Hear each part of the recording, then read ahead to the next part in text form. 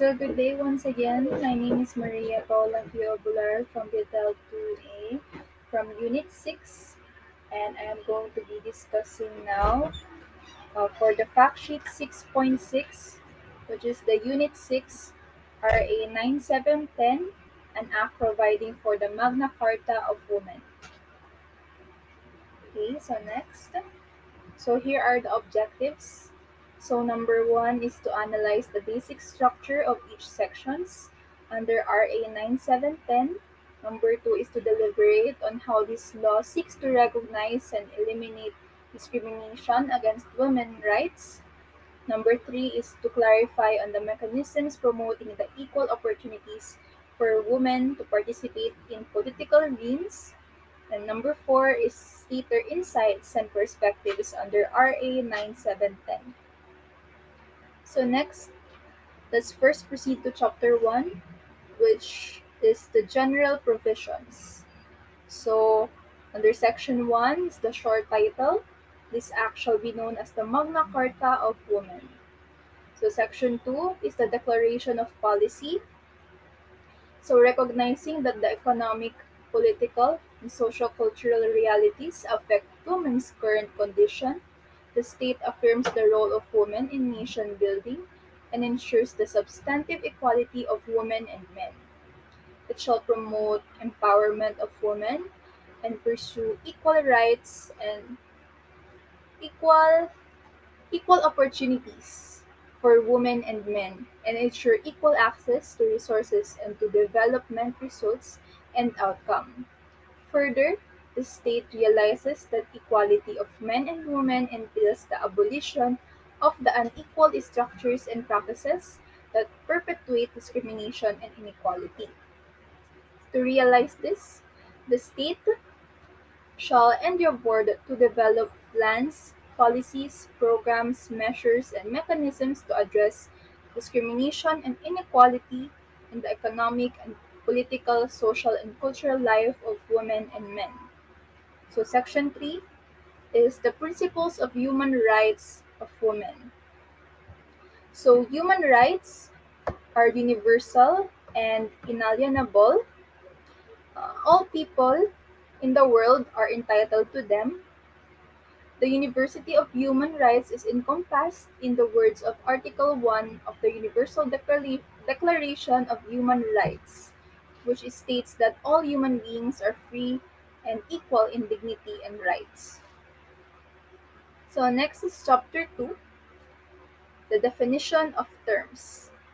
So Section 4, definitions. For purpose of this act, the following terms shall mean: letter A, women empowerment. It refers to the provision, availability, and accessibility of opportunities, services, and observance of human rights which enable women to actively participate and contribute to the political, economic, social, and cultural development of the nation, as well as those shall provide them equal access to ownership, management, and control of production and of material and informational resources and benefits in the family, community, and society. Letter B is discrimination against women, refers to any gender-based distinction, exclusion, or restriction which has the effect or purpose of impairing or nullifying the recognition, enjoyment, or exercise by women, irrespective of their marital status, on a basis of equality of men and women, of human rights and fundamental freedoms in the political, economic, social, cultural, civil, or any other field. Letter C is marginalization, refers to a condition where a whole category of people is excluded from useful and meaningful participation in political, economic, social, and cultural life. Thus, letter D is marginalized. It refers to the basic disadvantaged or vulnerable persons or groups who are mostly living in poverty and have little or no access to land and other resources. Basic social and economic services such as healthcare, education, water and sanitation, employment and livelihood opportunities, housing, social security, physical infrastructure, and the justice system. So next is letter E, which is the substantive equality. So this refers to the full and equal enjoyment of rights and freedoms contemplated under this act. So it encompasses de jure and de facto equality and also equality in outcomes. Letter F is gender equality. It refers to the principle of asserting the equality of men and women and their right to enjoy equal conditions, realizing their full human potentials to contribute and benefit from the results of development, and with the state recognizing that all human beings are free and equal in dignity and rights. So letter G is gender equity. It refers to the policies, instruments, programs, services, and actions that address the disadvantaged position of women in society by providing preferential treatment and affirmative action. Such temporary special measures aimed at accelerating de facto equality between men and women shall not be considered discriminatory, but shall in no way entail as a consequence the maintenance of unequal or separate standards. These measures shall be discontinued when the objectives of equality of opportunity and treatment has been achieved. Letter H is the gender and development. It refers to the development perspective and process that are participatory and empowering, equitable, sustainable, free from violence, respectful of human rights, supportive of self-determination, and actualization of human potentials. It seeks to achieve gender equality as a fundamental value that should be reflected in development choices, seeks to transform society's social, economic, and political structures, and questions the validity of the gender roles they ascribe to women and men, contends that women are active agents of development and not just passive recipients of development assistance, and stresses the need of women to organize themselves and participate in political strengthen their legal rights. So next is the letter I, which is the gender mainstreaming. It refers to the strategy for making women's as well as men's concerns and experiences an integral dimension of the design, implementation, monitoring, and evaluation of policies and programs in the political, economic, and societal spheres so that women and men benefit equally and inequality is not perpetuated. It is the process of assessing the implications for women and men of any planned action, including legislation, policies, or programs in all areas and at all levels. Letter J is the temporary special measures. It refers to a variety of legislative, executive, administrative, and regulatory instruments, policies, and practices aimed at accelerating this de facto equality of women in specific areas. These measures shall not be considered discriminatory but shall in no way entail, as a consequence, the maintenance of unequal or separate standards. They shall be discontinued when their objectives have been achieved. So letter K is the violence against women.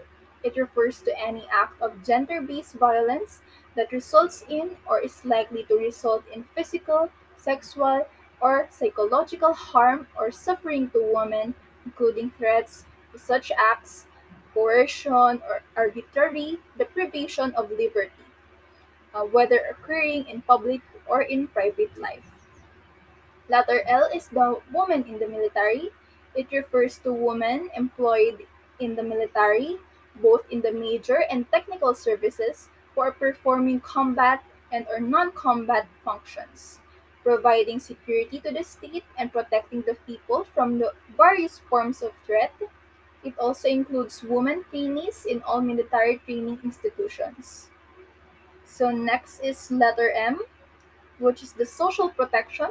It refers to policies and programs that seek to reduce poverty and vulnerability to risks and enhance the social status of rights of all women, especially the marginalized, by promoting and protecting livelihood and employment, protecting against hazards and sudden loss of income, and improving people's capacity to manage risk. Its components are labor market programs, social insurance, social welfare, and social safety nets.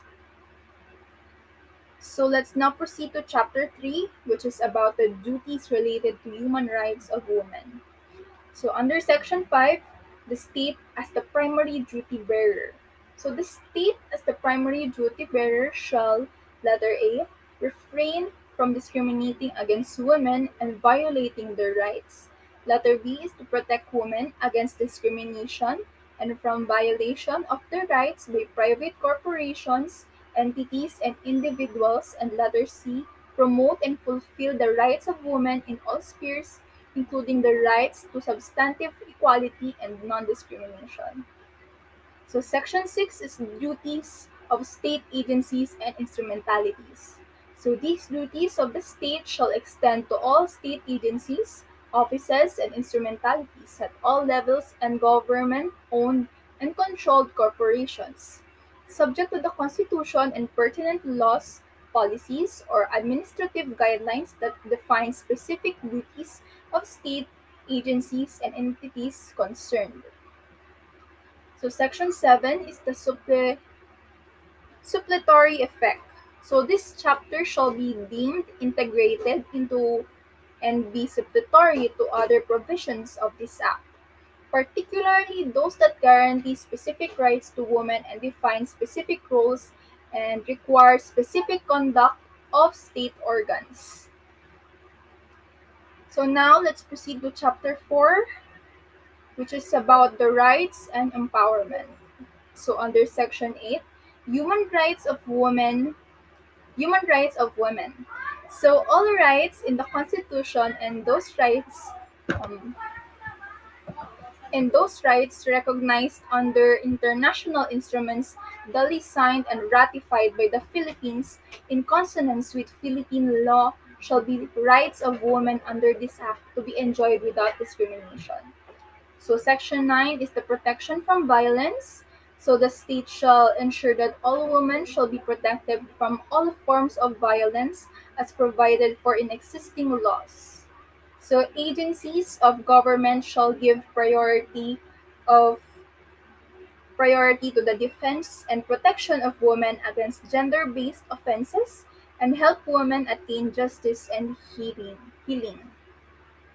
So under Section 10 is women affected by disasters, calamities, and other crisis situations. So women have the right to protection and security in times of disasters, calamities, and other crisis situations, especially in all phases of relief, recovery, rehabilitation, and construction efforts.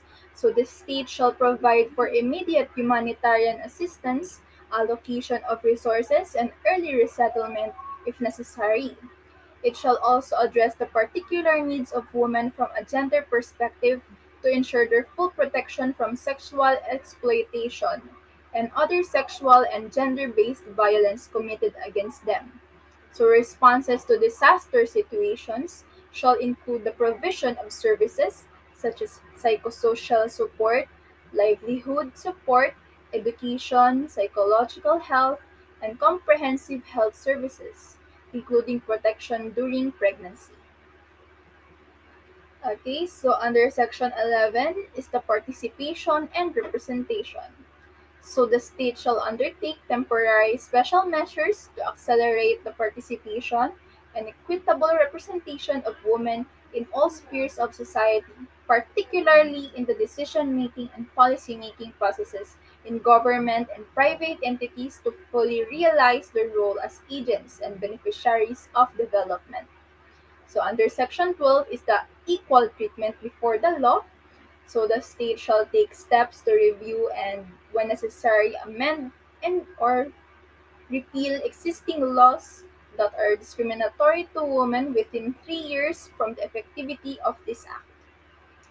So under Section 13, so the equal access and elimination of discrimination in education, scholarships, and training. So letter A, the state shall ensure that gender stereotypes, images in educational materials and curricula are adequately and appropriately revised. Gender-sensitive language shall be used at all times. Capacity building on gender and development, peace and human rights, education for teachers, and all those involved in education sector shall be pursued toward this end. Partnerships between and among players of the education sector, including the private sector, churches, and faith groups, shall be encouraged. Letter B is the involvement of women in non-traditional skills. Training in vocational and tertiary levels shall be encouraged. So letter C is the expulsion and non-readmission of women faculty due to pregnancy outside of marriage shall be outlawed. So no school shall turn out or refuse admission to a female student solely on the account of her having contracted pregnancy outside of marriage during her term in school. So section 14, women in sports. So the state shall develop, establish, and strengthen programs for the excuse me for the participation of women and girl children in competitive and non-competitive sports as a means to achieve excellence, promote physical and social well-being, eliminate gender role stereotyping, um, and provide equal access to the full benefits of development for all persons regardless of sex, gender, identity, and other similar factors. So under Section 15 is the woman in the military.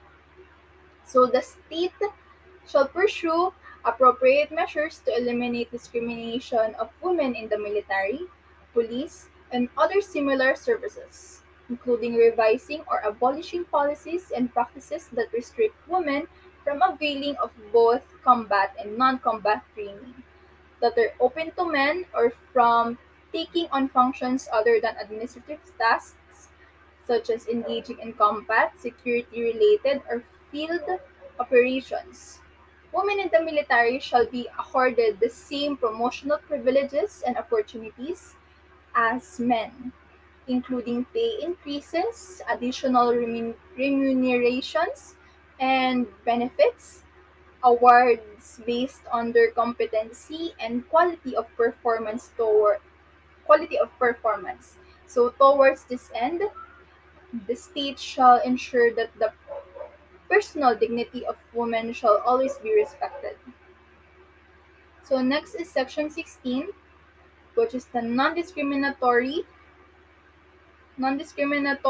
and discriminatory portrayal of women in media and film. So the state shall formulate policies and programs for the advancement of women in collaboration with government and non-government media-related organizations. It shall likewise endeavor to raise the consciousness of the general public in recognizing the dignity of women and the role and contribution of women in the family, community, and the society through the strategic use of mass media. So section 7 is the woman's right to health. So letter A is comprehensive health services. So the state shall at all times provide a comprehensive culture sensitive and gender responsive health services and programs covering all stages of a woman's life cycle and which addresses the major causes of women's mortality and morbidity. So provided that in the provision for comprehensive health services, due to respect shall be accorded to women's religious convictions. So the rights of the spouses to found a family in accordance with their religious convictions and the demands of responsible parenthood and the right of women to protection from hazardous drugs, devices, interventions, and substances. So under section 18 is the special leave benefits for women. So a woman employee having rendered continuous aggregate employment service of at least 6 months for the last 12 months shall be entitled to a special leave benefit of 2 months with full pay based on her gross monthly compensation following surgery caused by gynecological disorders. So under Section 19 is the equal rights in all matters relating to marriage and family relations. So the state shall take all appropriate measures to eliminate discrimination against women in all matters relating to marriage and family relations, and shall ensure letter A is the same rights to enter into and leave marriages or common law relationships referred to under the family code without prejudice to personal or religious beliefs. Letter B is the same rights to choose freely a spouse and to enter into marriage only with their free and full consent. The betrothal and the marriage of a child shall have no legal effect. Letter C is the joint decision on the number and spacing of their children and to have access to the information, education, and means to enable them to exercise these rights. Letter D is the same personal rights between spouses or common law spouses, including the right to choose freely a profession and an occupation. Letter E is the same rights for both spouses or common law spouses in respect of the ownership, acquisition, management, administration, enjoyment, and disposition of property. Letter F is the same rights to properties and resources, whether titled or not, and inheritance, whether formal or or customary. And letter G, women shall have equal rights with men to acquire, change, or retain their nationality. So the state shall ensure in particular that neither marriage to an alien nor change of nationality by the husband during marriage shall automatically change the nationality of the wife, render her stateless, or force upon her the nationality of the husband. So various statutes of other countries concerning dual citizenship that may be enjoyed equally by women and men shall likewise be considered. So now let's proceed to Chapter 5, which is about the rights and empowerment of marginalized sectors. So Section 20 is the food security and productive resources.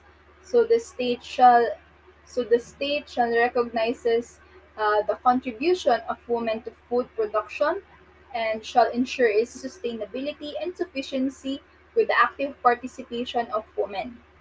So towards this end, the state shall guarantee at all times the availability in the market of safe and health-giving food to satisfy the dietary needs of the population. So giving particular attention to the specific needs of poor girl, children, and marginalized women, especially pregnant and lactating mothers and their young children. To further address this, the state shall ensure letter A, right to food. So the state shall guarantee the availability of food in quantity and quality sufficient to satisfy the dietary needs of individuals.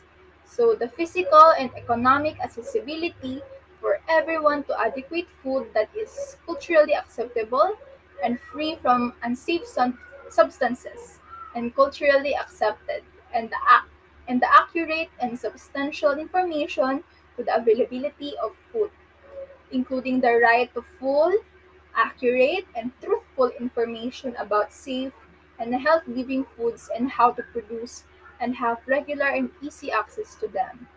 So letter B is the right to resources for food production. The state shall guarantee women a vital role in food production by giving priority to their rights to land, credit, and infrastructure support, technical training, and technological marketing assistance. So under Section 21 is the right to housing. So the state shall develop housing programs for women that are localized, simple, accessible, with potable water and electricity, secure, with viable employment opportunities and affordable amortization.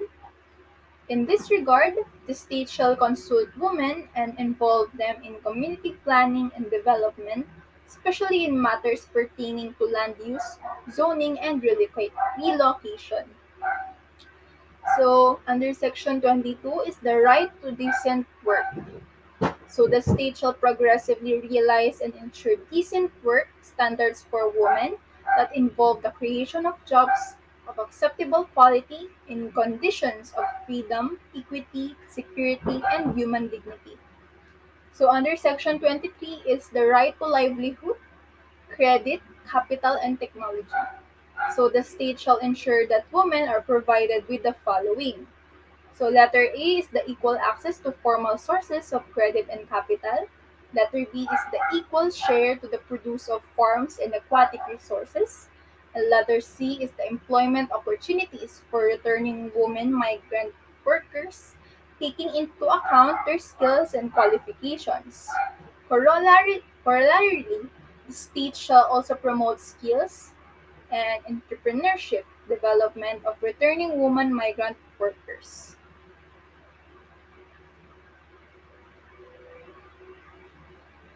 So now let's proceed to section 24, which is the right to education and training. So the state shall ensure the following. Letter A, women migrant workers have the opportunity to undergo skills training if they are desire if they desire before taking on a foreign job and possible retraining upon return to the country. Letter B is gender-sensitive training and seminars.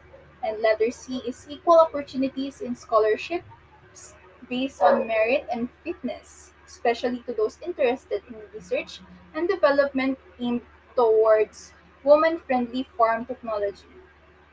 So Section 25 is the right to representation and participation. So the state shall ensure women's participation in policy-making or decision-making bodies in the regional, national, and international levels. It shall also ensure the participation of grassroots women leaders in decision and policy-making bodies in their respective sectors, including but not limited to the Presidential Agrarian Reform Council and its local counterparts, community-based resource management bodies or mechanisms on um, forests management and stewardship, the National Fisheries and Aquatic Resources Management Council or the NFARMC and its local counterparts, the National Commission on Indigenous Peoples, the Presidential Commission for the Urban Poor, the National Anti-Poverty Commission, and where applicable, the local housing boards.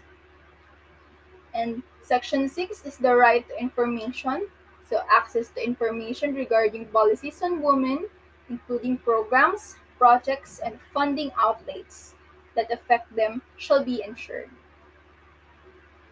So next is Section 27, which is the social protection. Letter A is the Social Security System or the SSS, and the Philippine Health Insurance Corporation or the PhilHealth shall support indigenous and community-based social protection schemes. Letter B is the state shall institute policies and programs that seek to reduce the poverty and vulnerability to risks and enhance the social status and rights of the marginalized women by promoting and protecting livelihood and employment, protecting against hazards and sudden loss of income, and improving people's capacity to manage risks. Letter C is the state shall endeavor to reduce and eventually eliminate transfer costs of remittances from abroad through appropriate bilateral and multilateral agreements. It shall likewise provide access to investment opportunities for remittances in line with national development efforts. Letter D is the state shall establish a health insurance program for senior citizens and indigents And letter E is the state shall support women with disabilities on a community-based social protection scheme. So Section 28 is the recognition and preservation of cultural identity and integrity. So the state shall recognize and respect the rights of Moro and indigenous women to practice, promote, protect, and preserve their own culture, traditions, and institutions, and to consider these um, rights in the formulation of implementation of national policies and programs. To this end, the state shall adopt measures in consultation with the sectors concerned to protect their rights to their indigenous knowledge, systems, and practices, traditional livelihood, and other manifestations of their cultures and ways of life, provided that these cultural systems and practices are not discriminatory to women. So next is section 29, which is the peace and development. So the peace process shall be pursued with the following considerations. Letter A is increase the number of women participating in discussions and decision making in the peace process, including membership in peace panels recognizing women's roles in conflict prevention and peacemaking and an indigenous system of conflict resolution. Letter B is ensure the development and inclusion of women's welfare and concerns in the peace agenda, in the overall peace strategy, and women's participation in the planning, implementation, monitoring, and evaluation of rehabilitation and rebuilding of conflict affected areas. And letter C is the institution of measures to ensure the protection of civilians in conflict affected communities with special consideration for the specific needs of women and girls. Letter D is include the peace perspective in the education curriculum and other educational undertakings. Excuse me. And letter E is the recognition and support for women's roles in conflict prevention, management, resolution, and peacemaking in indigenous systems of conflict resolution. So, Section 30 is the woman in especially difficult circumstances. For purposes of this act, women in especially difficult circumstances, or the WEDC, shall refer to victims and survivors of sexual and physical abuse, illegal recruitment, prostitution, trafficking, armed conflict, women in detention, victims and survivors of rape, and incest, and such other related circumstances which have incap- incapacitated them functionally. Local government units are therefore mandated to deliver the necessary services and interventions to WEDC under their respective jurisdictions. Jurisdictions. So next is section 31. So this is the services and interventions. So the WEDC shall be provided with services and interventions as necessary, such as but not limited to the following. Letter A is temporary and protective custody. Letter B is the medical and dental services. Letter C is the psychological evaluation. Letter D is counseling. Letter E, psychiatric evaluation. Letter F is the legal services. Letter G is the productive skills and capability building. Letter H is livelihood assistance. Letter I is job placement. Letter J is financial assistance. And letter K is transportation assistance. So now, let's proceed to section 32, which is the protection of girl children. So letter A, the state shall pursue measures to eliminate all forms of discrimination against girl children in education, health and nutrition, and skills development. Letter B, girl children shall be protected from all forms of abuse and exploitation. Letter C is the equal access of Moro and indigenous girl children in the Madaris, schools of living culture, and traditions, and regular schools shall be ensured. Letter D is gender-sensitive curriculum, including legal literacy, books, and curriculum in the madaris and schools of living culture and traditions shall be developed. Letter E, sensitive of regular schools to particular Moro and indigenous practices such as fasting in the month of Ramadan, including the wearing of hijab and availability of halal food shall be ensured. Section 23, protection of senior citizens. So the state shall protect women, senior citizens, from neglect, abandonment, domestic violence, abuse, exploitation, and discrimination. Towards this end, the state shall ensure special protective mechanisms and support services against violence, sexual abuse, exploitation, and discrimination for older women. Section 34, women are entitled to the recognition and protection of their rights defined and guaranteed under this Act, including their rights to non-discrimination. Okay, so Section 35, discrim- discrimination against women is prohibited. So public and private entities and individuals found to have committed discrimination against women shall be subject to the sanctions provided in Section 41. Hereof violations of other rights of women shall be subject to sanctions under pertinent laws and regulations. So next is Chapter 6, which is the institutional mechanisms. So Section 36, the gender mainstreaming as a strategy for implementing the Magna Carta of Women. So, within a period prescribed in the implementing rules and regulations, the National Commission on the Role of Filipino Women, or the NCRFW, shall assess its gender mainstreaming program for consistency with the standards under this act. It shall modify the program accordingly to ensure that it will be an effective strategy for implementing this act and attaining its objectives. So Section 37, the gender focal point officer in Philippine embassies and consulates. So an officer duly trained on GAD shall be designated as a gender focal point in the consular section of Philippine embassies or consulates. Said officer shall be primarily responsible in handling gender concerns of women migrant workers. Attached agencies shall cooperate in strengthening the Philippine Foreign Posts programs for the delivery of services to women migrant workers.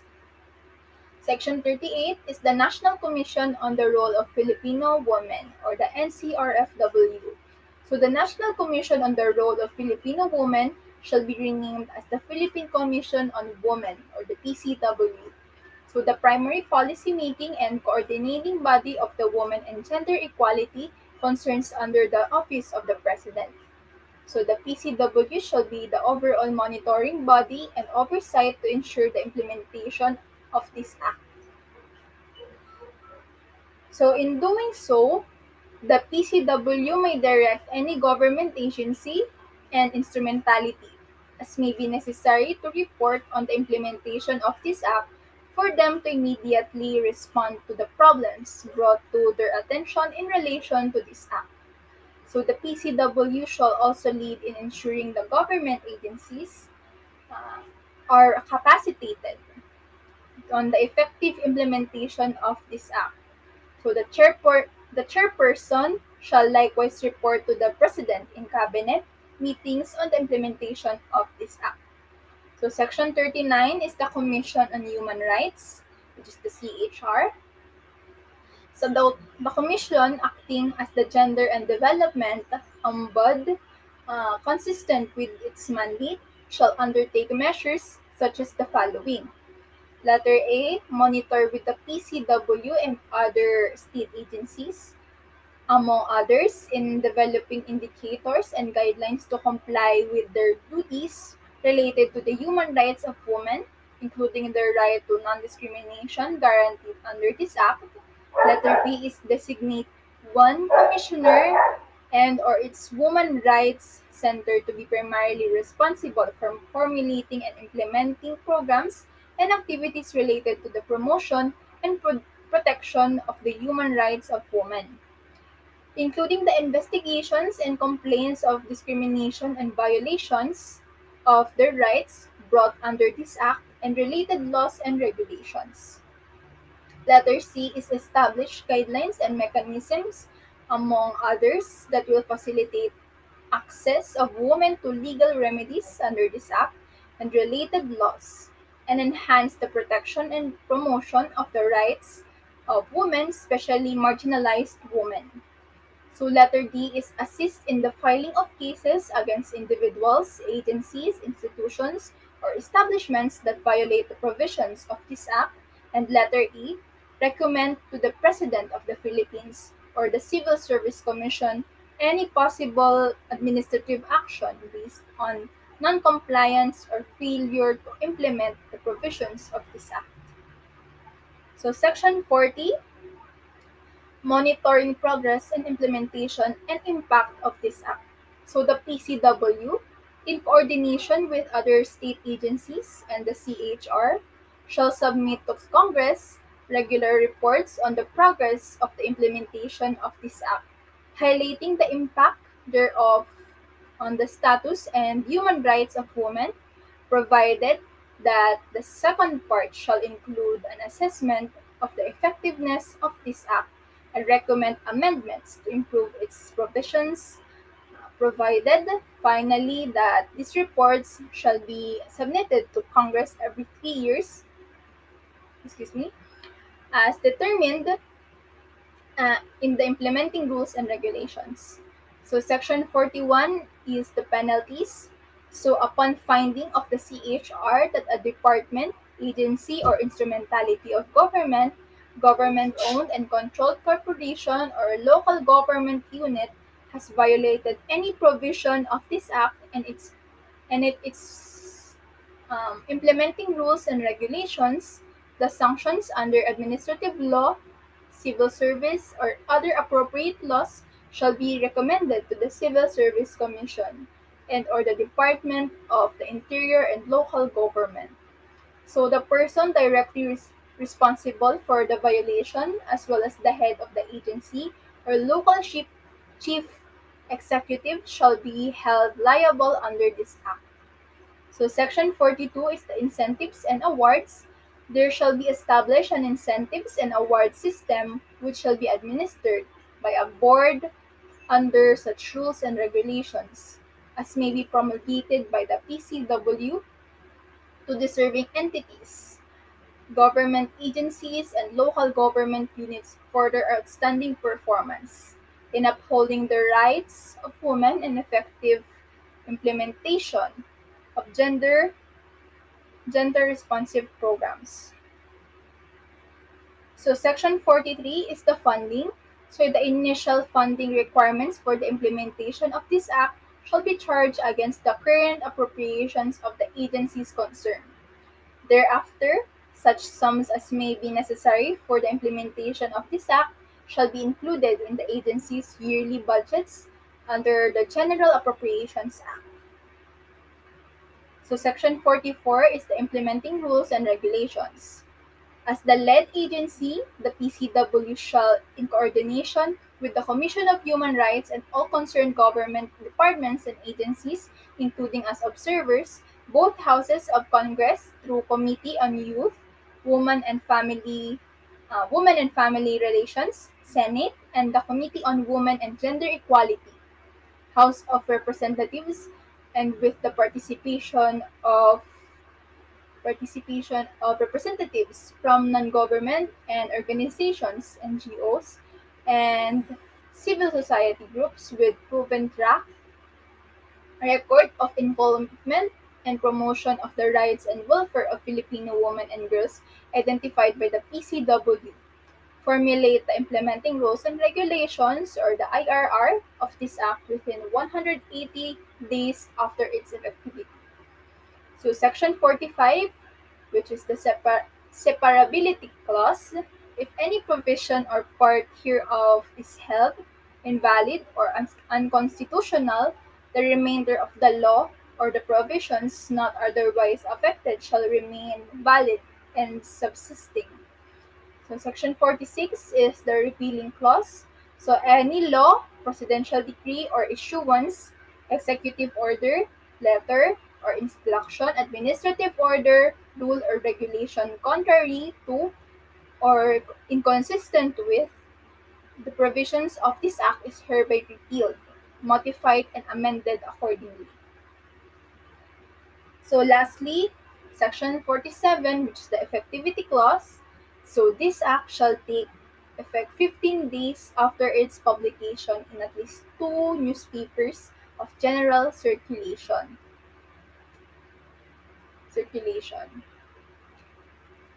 So this was approved on August 14, 2009, and there's the references. So that is it for my discussion for the fact sheet 6.6, and thank you for listening.